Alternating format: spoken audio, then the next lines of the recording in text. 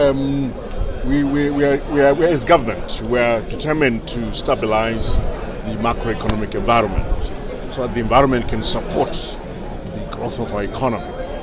So the action taken by the Reserve Bank of Zimbabwe was actually to produce a package of measures. Those measures included adjusting the currency from about 14 to 25 to the US dollar.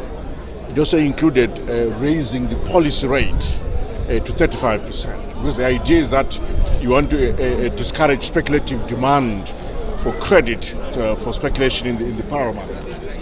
The other measure that the central bank put in place was to increase the reserve requirement for loans, for both ZiG domestic loans as well as foreign loans.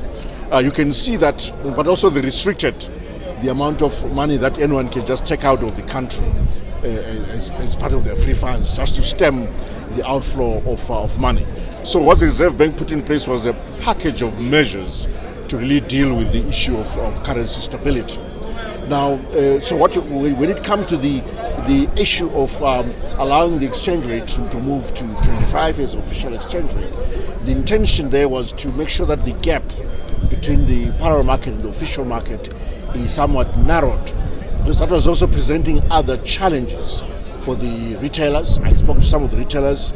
They've been consulting with government, with the line ministry, Ministry of Industry and Commerce, the central bank, with the Treasury.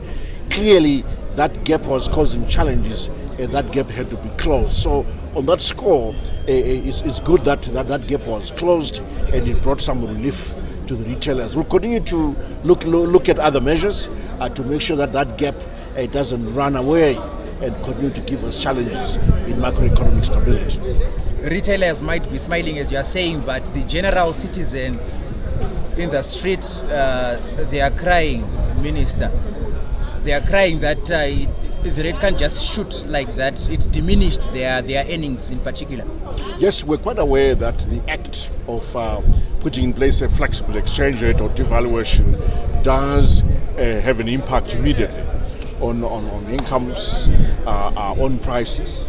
And for us as government, on our part, we will make some adjustments naturally to civil servant salaries to make sure that the purchasing power of the salaries is somewhat restored. Maybe not in full, but we go somewhat towards getting there.